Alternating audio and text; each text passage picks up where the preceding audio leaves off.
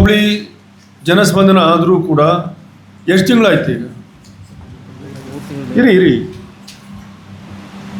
ಸುಮಾರು 2-3 ತಿಂಗಳಾಗ್ತಾ ಬಂತು. 2-3 ತಿಂಗಳಾದರೂ ಕೂಡ ನೀವು ರಿಪ್ಲೈ ಮಾಡಿಲ್ಲ ಅಂತಂದರೆ ಇದಕ್ಕೆ ಹೊಣೆ ಯಾರು ಜವಾಬ್ದಾರಿ ಇದಕ್ಕೆ? ಅದಕ್ಕೂ ನಾವು ಶಾಸಕರು ಎಲ್ಲ ಅಧಿಕಾರಿಗಳು ಹೋಗಿ ಅಲ್ಲಿ ಹೋಬಳಿ ಮಟ್ಟದಲ್ಲಿ ಹೋಗಿ ಸುಮ್ಮನೆ ಮುಂದೆ ಹೇಳಲ್ಲ ನಾನು, ಅದಕ್ಕೆ ಮಾತ್ರ ಸೀಮಿತನೋ? ಅದಕ್ಕೆ ಯಾರು ಕಾರ್ಯರೂಪಕ್ಕೆ ತಂದಿಲ್ವೋ ಅದನ್ನು ತಹಸೀಲ್ದಾರ್ ನನಗೆ ಉತ್ತರ ಕೊಡಬೇಕು. ಅದ್ರ ಮೇಲೆ ಏನು ಆ್ಯಕ್ಷನ್ ತಗೊಂಡಿದ್ದೀನಿ ಅನ್ನೋದನ್ನು ನನಗೆ ಲಿಖಿತವಾಗಿ ಇವತ್ತು ಹೇಳಿ ನನಗೆ. ಯಾಕಂತ ತಹಸೀಲ್ದಾರ್ ನೋಡಿರಿ, ಆದ್ರೆ ನೀವೇ ಈ ಥರ ಅಸಹಾಯಕರಾಗಿ 4 ಬಂದಿದೆ ಅಂತ ಹೇಳಿದ್ರೆ ನಾನು ಕೇಳ್ಕೊಂಡು ಕೂತ್ಕೊಳ್ಳ ಅದನ್ನು? ನಿಮ್ಮ ಜವಾಬ್ದಾರಿ ಇರುತ್ತಲ್ಲ ಅದು. 15 ದಿವಸದಲ್ಲಿ ಯಾರು ರಿಪೋರ್ಟ್ ಮಾಡಿಲ್ಲ, ಯಾರು ಕ್ರಮ ತಗೊಂಡಿಲ್ಲ ಅಂತಂದ್ರ ಮೇಲೆ ನಿಮ್ಮ ಜವಾಬ್ದಾರಿ, ನೀವೇನು ಅವರಿಗೆ ಆ್ಯಕ್ಷನ್ ತಗೊಂಡಿಲ್ಲ ಅವ್ರ ಮೇಲೆ? ಅದು ಅರೆ ತಗೊಂಡಿಲ್ಲ ಅಂತಂದರೆ ಅದನ್ನ ಇದಕ್ಕೆ ಮಜಾಕ್ ಮಾಡಿದ್ದು ಅದು ಜನಸ್ಪಂದನ. ಅದನ್ನು ತಕ್ಷಣ ಮಾಹಿತಿ ತಗೊಳ್ತೀನಿ ಸರ್, ಮಾಹಿತಿ ತಗೊಂಡು ಸಬ್ಮಿಟ್ ಮಾಡ್ತೀನಿ. ಹೇಳಿ ಎಷ್ಟು ದಿನ ಅಂತ ಹೇಳಿ ಅದನ್ನು, ಯಾವ ಇಲಾಖೆಯಿಂದ ಬಂದಿಲ್ಲ ಅಂತ ಹೇಳಿ ಅದನ್ನು. ಸರ್ ಆಯಿತು, ನಿಮ್ದೇನು ಹೇಳಿ ಸರ್. ನಮ್ಮದು ಒಟ್ಟಾರೆ ತಾಲೂಕು ಅವತ್ತು ಅವರಿಗೆ ವಿಲೇವಾರಿ ಮಾಡಿದ್ರಿ. ನೀವು ಅರ್ಜಿಗಳು ಹೋದ ನಂತರ ಅದನ್ನು ರಿಪ್ಲೈ ಮಾಡುವಂಥದ್ದು ತಹಸೀಲ್ದಾರಿಗೆ.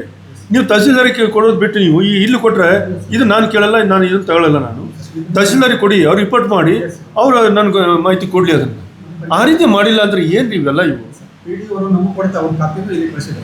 ಆಯಿತು, ನೀವು ಪಿ ಡಿ ಅವ್ರು ಕೊಟ್ಟು ಆಯಿತು, ಪಿ ಡಿ ಅವ್ರನ್ನ ಕೊಟ್ಟಿರೋದು ಏನಿದೆಯಲ್ಲ ಅದನ್ನು ತಹಸೀಲ್ದಾರಿಗೆ ಮಾಡಿ ರಿಪೋರ್ಟ್ ಮಾಡಿ ಅಲ್ಲ ನೀವು ಕಳಿಸಿ, ಇವತ್ತು ಕಳಿಸಿ. ಮತ್ತು ಇನ್ಯಾವ ಇಲಾಖೆ ಹೇಳಿ ಓದಿ ಅದನ್ನು. ಸುಮ್ಮನೆ ನಾವು ಬರೋದು, ಜನಸ್ಪಂದನ ಮಾಡೋದು, KDP ಮಾಡೋದು, ನಮಗೆ ನಿಮ್ಮ ಕೆಲಸ ಇಲ್ವಾ ಇದು? ಆರೋಗ್ಯ ಇಲಾಖೆದು 6 ಅಪ್ಲಿಕೇಶನ್ ಬಂದಿತ್ತು ಸರ್. ಹಾಂ, ತಾಲೂಕು ಪಂಚಾಯತ್ದು 130, ತಾಲೂಕು ಪಂಚಾಯತ್ 130. ಅದೆಷ್ಟರಲ್ಲಿ ಕ್ಲಿಯರ್ ಆಗಿದೆ ನಿಮ್ಮದು? 95 ಆಗಿತ್ತು ಸರ್. ಹಾಂ ಆಯಿತು, ಅದಕ್ಕೆ ಆಮೇಲೆ ಕ್ಲಿಯರ್ ಕೊಡಿ ನೀವು. PWD 17 ಬಂದಿದೆ ಸರ್. PWD 17. ಯಾರು PWD ಯಾರು ಬಂದಾರೆ ಇಲ್ಲಿ?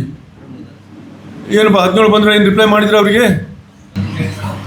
ಹಾಂ, ಗ್ರಾಮಸ್ಥರು ಏನು ಕೇಳಿದಾರೆ ಅದನ್ನು ಈಗ ನೋಡಪ್ಪ, ಅವರೆಲ್ಲ ಕಳಿಸಿರೋದೇನು ರೋಡ್ಗೆ ಮತ್ತೊಂದಿಗೆ ಕಳಿಸಿರ್ತಾರೆ. ಅಲ್ಲಿ ನಿಮ್ಮ ಹತ್ರ ದುಡ್ಡು ಇರಲ್ಲ. ಅಲ್ಲಿ ನಾನು ದುಡ್ಡಿದೆ ಅಂತ ನೀವು ಯಾಕೆ ಮಾಡಿಲ್ಲ ಅಂತ ಕೇಳಿಲ್ಲ ನಾನು. ಏನು ಸ್ಟೇಟಸ್ ಇದೆಯೋ, ಏನು ಪ್ರಾಬ್ಲಮ್ ಇದೆಯೋ ಅದನ್ನು ತಹಸೀಲ್ದಾರ್ ರಿಪೋರ್ಟ್ ಮಾಡಿ ಅಂತ ಹೇಳಿದ್ನಲ್ಲ ನಾನು. ಅದನ್ನು ಅವ್ರಿಗೆ ಏನು ಮಾಡ್ತೀನಿ ಇಷ್ಟು ದಿನ ಆದರೂ ನೀವು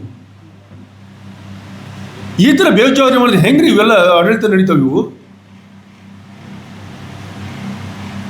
ಹೇಳಿ ತಹಸೀಲ್ದಾರ್ಗೆ ಹೇಳಿ, ಎಷ್ಟು ದಿನ ಕಳಿಸ್ತೀನಿ ಅಂತ ಹೇಳಪ್ಪ ಅದನ್ನು. ಟಾರ್ಗೆಟ್ ಡೇಟ್ ಕೊಡ್ತೀನಿ ಸರ್, ಅವತ್ತು ಕಂಪ್ಲೀಟ್ ಮಾಡ್ತೀನಿ. ನಾನು ರಿಪೋರ್ಟ್ ತಗೊಳ್ತೀನಿ ಸರ್.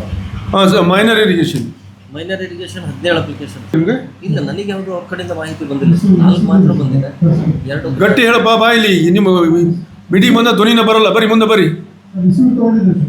ಅದು ರಿಸೀವ್ಡ್ ತಗೊಂಡಿದ್ದೀವಿ. ಹಾಂ, ಮುಂದೆ ಮಾಡ್ಯಾರ ಯಾರು? ಕ್ರಮ ತಗೊಳ್ಯಾರ ಯಾರು? ಅದನ್ನು ನೋಡ್ರಿ ಮಾಡಿದ್ದೀರ ಅಂತ ಹೇಳ್ತಾರೆ ಅವರು. ಯಾವಾಗ ಕಳಿಸಿದ್ದೀರಿ ನೀವು? ಯಾವಾಗ ಕಳಿಸಿದ್ದೀರಿ? ಸುಮ್ಮನೆ ಇಲ್ಲಿ ತಪ್ಪಿಸ್ಕೊಳಕ್ಕೋಸ್ಕರ ಹೇಳೋದು ಬೇಡ ಅಂತ. ಹಾಂ, ಯಾರಿದ್ರೆ ಕೊಟ್ಟಿದ್ದು ಅದನ್ನ ಹೇಳ್ರಲ್ಲ. ಯಾರು ತಹಸೀಲ್ದಾರ್ ಯಾರಿದ್ರು ಇಲ್ಲಿ? ಅರ್ಜಿ ಇರ್ಷು ಮಕ್ಕಳು ಯಾರು? ಸರ್, ಕಪಲ್ ಸೆಕ್ಷನಲ್ಲಿ ಇದ್ದಾರೆ. ಕರೆಸಿ ಅಮ್ಮ ಬಂದಿದ್ಯಾ? ಅವರಿಂದ ಮೈನರ್ ಇರಿಗೇಷನ್ ಇಂದ ರಿಪೋರ್ಟ್ ಬಂದಿದ್ಯಾ? ಒಂದ್ಸರಿ ಚೆಕ್ ಮಾಡ್ಕೊಂಡು ತೊಗೊಂಬ. ಆಯಿತು.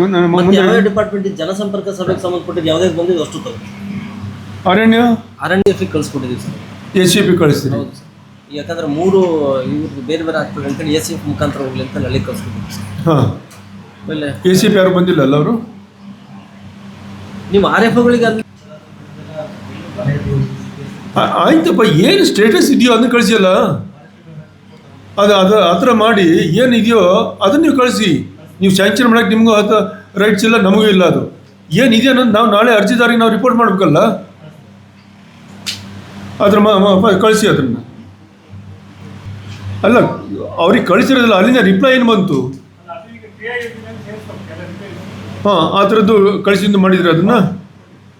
ಹಾಂ, ಕೃಷಿ ಇಲಾಖೆ ಒಂದು ಕಳಿಸಿದ್ರಿ. ಓಕೆ. ಶಿಶು ಫಾರೆಸ್ಟ್ ಏನು ಅವ್ರ ಮೇಲೆ ನಾನು ದೂಷಣೆ ಮಾಡ್ತಾ ಇಲ್ಲ. ಎಲ್ಲಿ ವಹಿವಾಟಿ ರೋಡ್ ಇದೆಯೋ, ಕಾಲಾದಿ ಮತ್ತೊಂದೇನಿದೆಯೋ, ರೈತರು ಹೋಗೋ ದಾರಿನಿದೆಯೋ, ಫಾರೆಸ್ಟ್ ಮಿನಿಸ್ಟರ್ ದಾಂಡೇಲಿ ಬಂದಾಗ ರೈತರಿಗೆ ಯಾವುದೇ ರೀತಿಯ ತೊಂದರೆ ಕೊಡಬಾರ್ದು ಅನ್ನೋಂಥ ವಿಚಾರವನ್ನು, ಸಂದೇಶವನ್ನು ಫಾರೆಸ್ಟ್ ಮಿನಿಸ್ಟರ್ ಹೇಳಿದ್ದಾರೆ. ಈಗ ನಾವು ಹೊಸ ರಸ್ತೆಗಿಂತ ನಾವು ಕೇಳಲ್ಲ, ಅವರು ಕೊಡಲ್ಲ. ಅದನ್ನು ಇರೋ ದಾರಿನ ನಾವು ಸುಳಿತು ಮಾಡಿಕೊಡ್ಬೇಕಲ್ಲ. ಈಗ ಬೆಟ್ಟ ಲ್ಯಾಂಡು ಇನ್ನೊಂದರಲ್ಲಿ ಅವ್ರು ಯಾರಿದ್ದಾರೋ ಅವರಲ್ಲಿ ಬೇಲಿ ಹಾಕೊಂಡು ದಾರಿ ಬಂದ್ ಮಾಡೋಕೆ ಕಾನೂನು ಇದೆಯಾ?